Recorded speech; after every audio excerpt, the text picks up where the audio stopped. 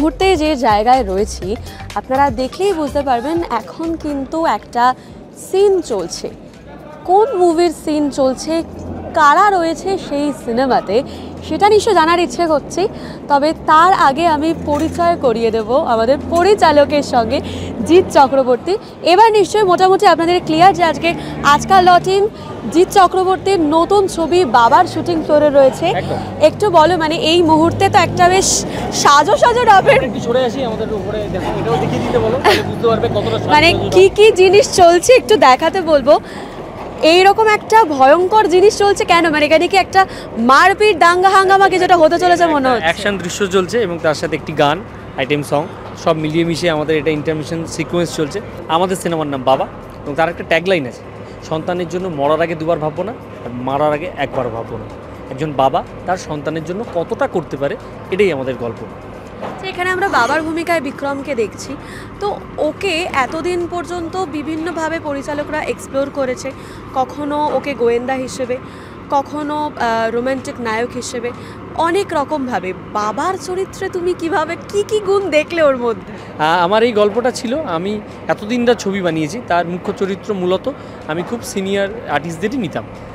এক্ষেত্রে আমি একটি নিউ এজ গল্প বলতে চাইছি, কারণ এটা আমার প্রযোজনা করা প্রথম ছবি। তো আমি চাইছিলাম একটা নতুন গল্প বলতে এবং বড় গল্প বলতে, বড় ক্যানভাসের গল্প বলতে, কিন্তু যেটার সাথে রুটের সম্পর্ক রয়েছে। তা আমার মনে হয় যে বাবার সঙ্গে এটা রয়েছে এবং এটা একটা সত্যিকারের ঘটনা, চাইল্ড ট্রাফিকিং। সেইটার ওপর আমি আমার মতন করে মশলা এবং তার মধ্যে যা যা চড়ানো সেগুলো ছড়িয়ে আপনাদের সাথে নিবেদন করার চেষ্টা করছি। এখানে বাবার ভূমিকা ইয়াং ফাদার, তো ইয়াং ফাদার যারা রয়েছে আমার মনে হয়েছিল বিক্রম এটা সব থেকে ভালো করতে পারে এবং তাই আমরা একটু এদিকে চলে এলাম, তার কারণ ওখানে শুটিংয়ের সমস্ত জিনিস করছে। যাই হোক, আমাদের ছবি বাবা আপনাদের কাছে খুব তাড়াতাড়ি, মানে আগামী বছর চলে আসবে। আমরা খুব যত্ন করে, কষ্ট খাটনি তো রয়েছেই, তার সঙ্গে আমাদের যত্ন এবং পরিশ্রম রয়েছে। আপনারা দেখবেন, একদম সপরিবারে দেখবেন, এটা সপরিবারে দেখার মতো একটি ছবি। এবং বাবা তার সন্তানের সাথে, সন্তান তার বাবার সাথে, মার সাথে, পরিবারের সাথে আসবে। তো একদম ফুললি আমাদের উদ্দেশ্য ছিল এন্টারটেনমেন্ট। তো এটা আমার প্রথম প্রযোজনা সংস্থার নাম এন্টারটেনমেন্ট কি জিৎ, তার সাথে টস ফিল্মস আছে। আমরা সবাই মিলে একটা আনন্দ উপভোগ্যযোগ্য ছবি আপনাদের সামনে নিয়ে আসছি। Thank you.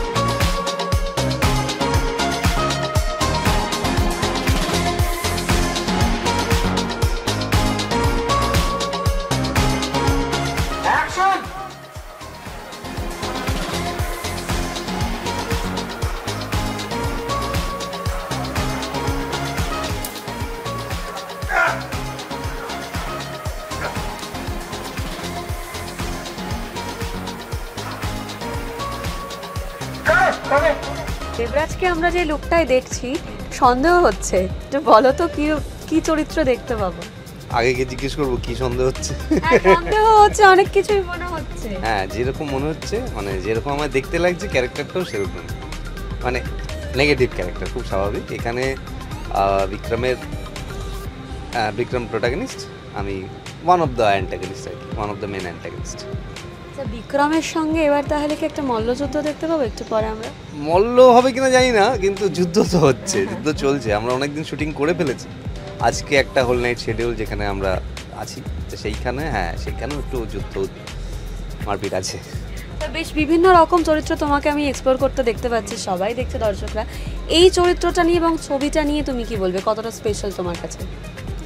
প্রথমত জিতের সাথে আমার প্রথম কাজ, বিক্রমের সাথে আমার প্রথম কাজ। আমার পার্টনার হিসেবে এইখানে যে অভিনয় করছে দেবাশিস, অনির্বাণ দা, ইভেন কাঞ্চন দা, অপাদি, বিশ্বনাথ দা, মানে খুবই সুন্দর একটা মানে আর্টিস্ট লাইন আপ। এবং সেই জায়গার থেকে অপূর্ব একটা গল্প আমাদের সৌমিত দেব লিখেছে, স্ক্রিন প্লেটা জিতেরই গল্প যদিও। তো সেই সবটা মিলে যে এক্সপ্লোরেশন হওয়ার দরকার সেইটা আমরা সবাই মিলেই করছি সবটাই। এবং সেখান থেকেই আমার মনে হয় যে যেটা এমন নয় যে কোট অ্যান্ড কোট যে এইটা মানে এমন ধারার ছবি যে কোনো দিন হয়নি, হয়েছে, অবশ্যই হয়েছে, কিন্তু এইটার মধ্যে যে যত্নটুকু আছে এবং আমাদের যে শ্রমটা আছে সেইটার ফসল হয়তো পাওয়া যেতে পারে যখন রিলিজ করবে বলেই আমার বিশ্বাস।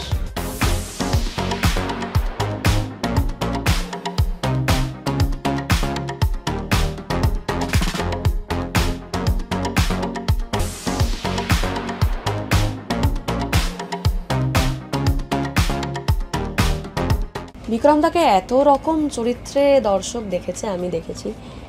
এই চরিত্রটা যখন আমি প্রথম শুনলাম আমার কাছে ভীষণ সারপ্রাইজিং ছিল, কারণ এই রকম চরিত্রে অভিনয় করাটা তোমার কাছে কি মনে হয়, এটা খুব চ্যালেঞ্জিং নাকি এটা ভীষণ ইজি হয়ে গেছে তোমার সঙ্গে? এই সিনেমাটা ইন জেনারেল, ছবিটার নাম বাবা, এবং এই ছবিতে আমার একটি 1 বছরের শিশুকন্যা আছে। এটা তো সব দিক দিয়ে খুবই চ্যালেঞ্জিং, মানে এটাতে কিছু করণীয় নেই, কারণ 1 বছরের অশ্লেষার সঙ্গে শ্যুট করার এক্সপিরিয়েন্সটা খুব চ্যালেঞ্জিং।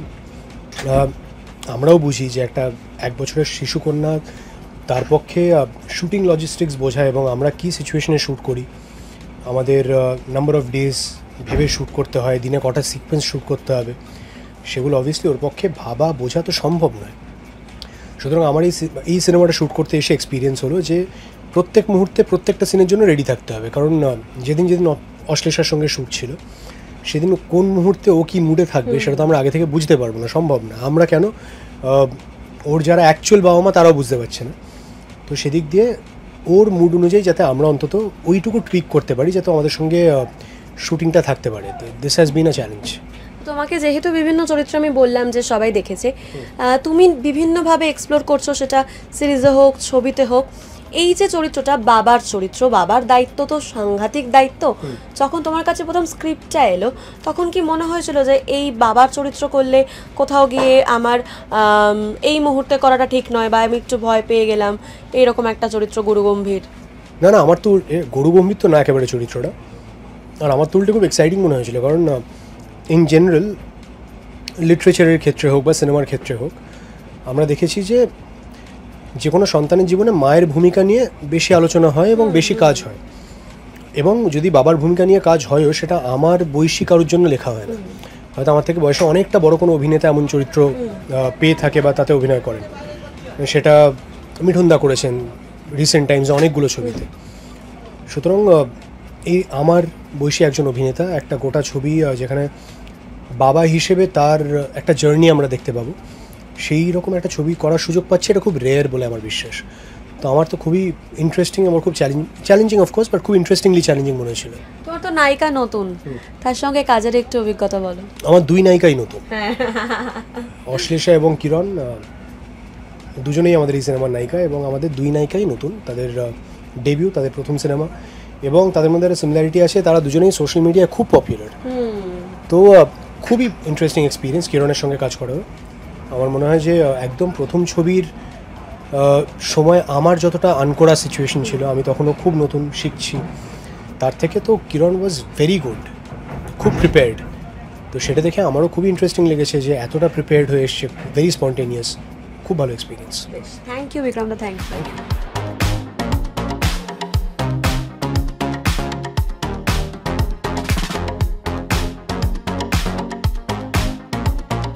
তোমার প্রথম ছবি একটু বলো, মানে এক্সপিরিয়েন্স কেমন? খুবই ভালো, প্রথম ডেবিউ সিনেমা, আর প্রচণ্ড ভালো টিম, আর খুব ভালো, মানে ভেরি নাইস এক্সপিরিয়েন্স। আর তোমার চরিত্রটা বলো, মানে অলরেডি তুমি লুকে নেই, বাট কিছুটা দেখে আমি আন্দাজ করতে পারছি। সিঁদুরটা আছে।